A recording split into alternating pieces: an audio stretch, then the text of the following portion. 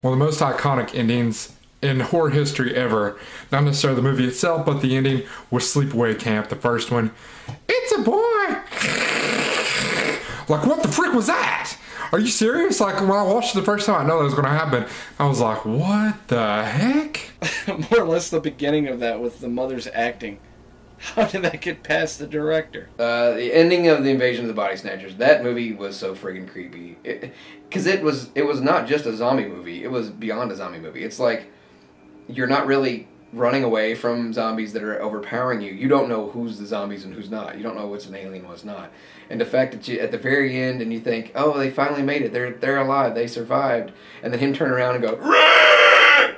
That was the creepiest moment in TV for me at the time. That scared me to death.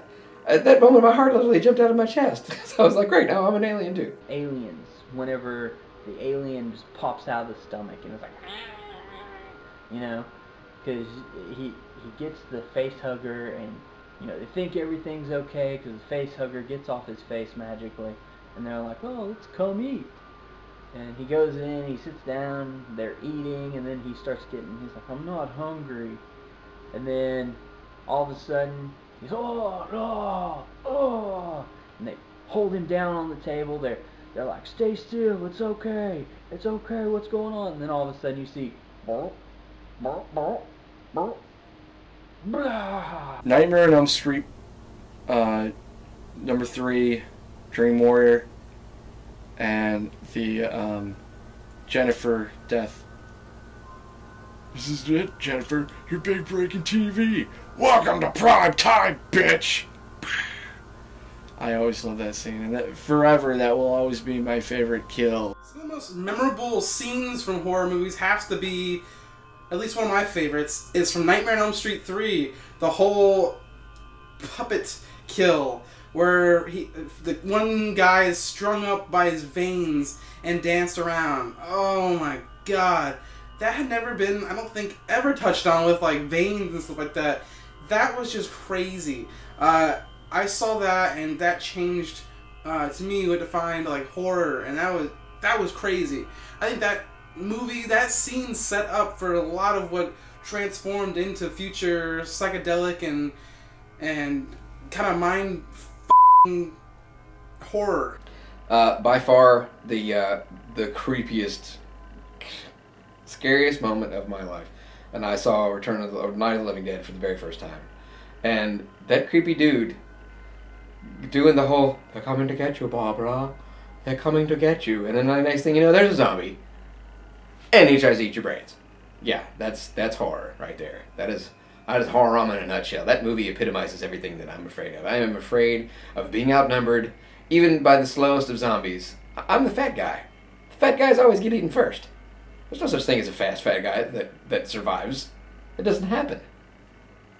I mean, besides Corum. One of the most intense scenes and moments in a horror movie has to be from High Tension, this French film where it's about a killer who's brutally kills people for no reason and targets a girl. There's a scene in the movie where the girl's at home and the intruder breaks in, and it's so high tense, like the name. The girl even wipes the water out of the sink because she doesn't want the guy to know she's in the house. It's really creepy. He just kills the whole entire family brutally and kidnaps her friend. It was really crazy. It gave me chills. If you guys ever want to see it, watch it. High Tension. It's a French movie. Oh, well, speaking of rape, I really enjoyed the rape scene from the last house on the left. Of course, talk about the Wes Craven, the old one, the original. It was crazy, and the way she was just raped, and it was weird. It was just very, very, very creepy and scary, and it made me feel really bad for her. And then she just goes in the water and dies, and it's just like, what the heck? Like, it was super, super weird. It reminded me of that time that I raped Corum. It was just kind of weird and pathetic. The most messed up stuff has to be from like any of the weird scenes of the animal killing or the actual killing of a cannibal person, or you know the people doing the documentation in Cannibal Holocaust. That movie is altogether messed up, and it's done so well. It looks so real. It's such an endurance, and to me, that whole movie is just a crazy freaking movie. You guys have to see it if you're of age. It's a lot of nudity and killing. Well, any death scene from the Final Destination. I love the Final Destination series. It's great, all except for number 4. Number 4 was not good, but they redeemed themselves with Final Destination number 5. There's so many death scenes. It's like the one where I think it's in 4. I mean, they're all so gruesome. It's in 3 or 4. I can't remember.